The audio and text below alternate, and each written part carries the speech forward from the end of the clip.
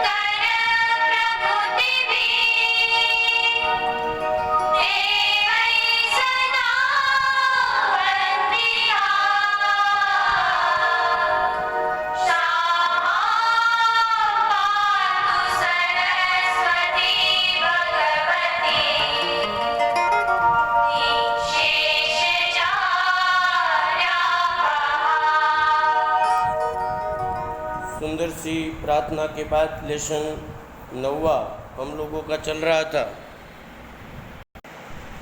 जिसके अंतर्गत राष्ट्रीय आय का अर्थ हम लोगों ने देखा था।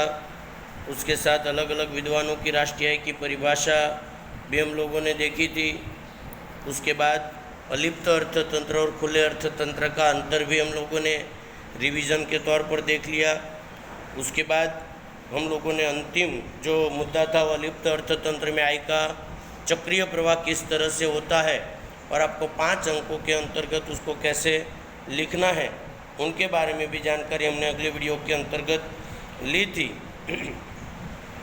आज मैं आप लोगों के सामने जो मुद्दे प्रस्तुत कर रहा हूँ वो मुद्दों को समझने के लिए आपके सामने किताब होना अनिवार्य रहेगा।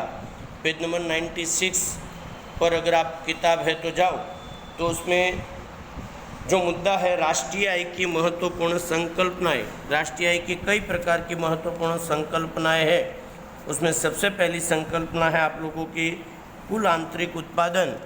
उनके मुद्दे में आप लोगों को वापस बनाकर बता रहा हूँ। कुल आंतरिक उत्पादन को अंग्रेजी में जीडीपी, ग्रॉस डोमेस्टिक प्रोडक्ट के नाम से जाना जाता है। वापस एक बार कि कुल आंतरिक उत्पादन को जीडीपी बोले तो ग्रॉस डोमेस्टिक प्रोडक्ट के नाम से जाना जाता है।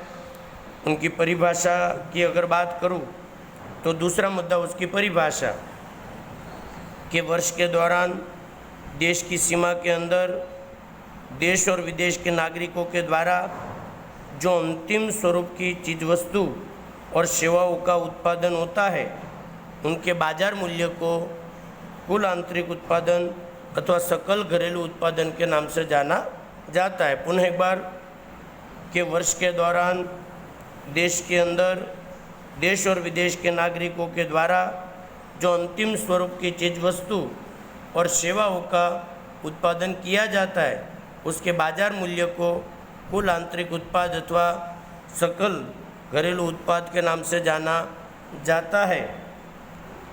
2 मुद्दे हुए। तीसरा मुद्दा उसके अंतर्गत उसमें महत्वपूर्ण बातें, मतलब जीडीपी में 3 महत्वपूर्ण बातें हैं। उसमें पहली बात कि कुल आंतरिक उत्पादन में देश और विदेश के नागरिकों के द्वारा प्रकृति द्वारा क्रूड ऑयल अपने देश की सीमा के अंदर कोई अंतिम स्वरूप की वस्तुओं का ही उत्पादन गिना जाता। मतलब इन शॉर्ट पहला महत्वपूर्ण मुद्दा कि कुल आंतरिक उत्पादन में देश और विदेश के नागरिकों के द्वारा हमारे देश की सीमा के अंदर जो भी उत्पादन हुआ है उनकी ही गणना की जाती है। दूसरा महत्वपूर्ण मुद्दा कि कुल आंतरिक उत्पादन का ख्याल देश की सीमा के साथ संकलित है। इसमें देश के नागरिकों के द्वारा विदेश में किया गया उत्पादन अथवा देश के नागरिकों को विदेश में से मिली हुई प्राप्त आय की गणना, मतलब हमारे देश के जो लोग विदेश में रहते हैं उनकी आय की गणना जीडीपी के अंतर्गत होती नहीं है। पहला, देश की सीमा के अंदर होने वाले देश के नागरिक चाहे विदेश के नागरिक ने जो उत्पादन किया है उनकी गणना होती है। दूसरा, भारत के जो नागरिक विदेश में रहते हैं उनके द्वारा किए गए उत्पादन की गणना इसमें होती नहीं है। तीसरा, देश की आर्थिक तुलना करने और अर्थतंत्र की प्रगति दर्शाने के लिए ज़्यादातर जीडीपी का ही उपयोग किया जाता है। मतलब किसी भी देश की आर्थिक प्रगति का मापदंड जीडीपी को ही माना जाता है। इस प्रकार से जीडीपी का मुद्दा आप लोग 5 मुद्दे में लिख सकते हैं। परिभाषा, दूसरा नाम और महत्वपूर्ण बातें। 3 महत्वपूर्ण बातें हैं, उनके बारे में आप लोगों को लिखना है। दूसरी संकल्पना है जिसका नाम है शुद्ध आंतरिक उत्पादन। शुद्ध आंतरिक उत्पादन, अंग्रेजी में उसको एनडीपी, नेट डोमेस्टिक प्रोडक्ट क्या कहते हैं? नेट डोमेस्टिक प्रोडक्ट, मतलब अंग्रेजी नाम हो गया। दूसरा उसकी परिभाषा, देखो मैं पढ़ रहा हूँ, उत्पादन की प्रक्रिया के दौरान उपयोग के कारण या उत्पादन की प्रक्रिया के दौरान उपयोग के कारण यंत्र, मकान, औजार जैसे पूंजीगत साधनों की क्या होती है? घिसाई होती है और अमुक समय के पश्चात वो साधन क्या हो जाते हैं? बिन उपयोगी हो जाते हैं। तब इन साधनों को बदलने की क्या पड़ती है?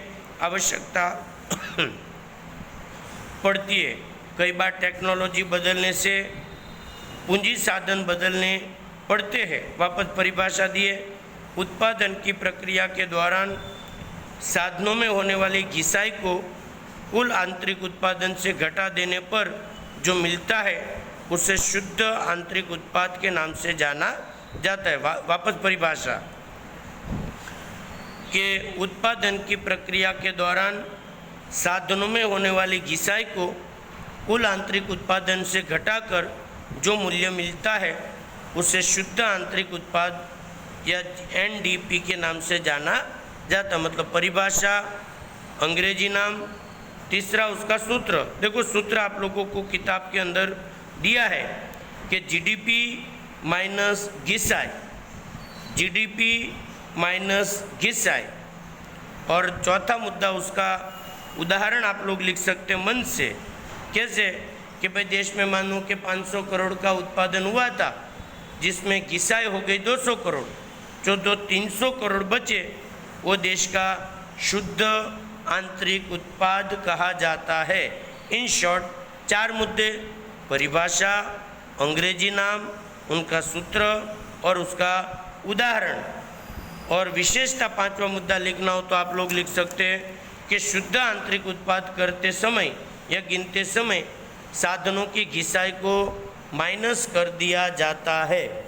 इस प्रकार से आप लोगों को जीडीपी और एनडीपी दोनों मुद्दों को समझने का प्रयत्न करना है 2-2 अंकों के लिए। आगे के भी बहुत सारी संकल्पना के मुद्दे हैं जिसके बारे में मैं बात करूँगा अगले वीडियो के अंतर्गत। आप लोगों ने अंत तक वीडियो को देखा उसके लिए बहुत बहुत धन्यवाद।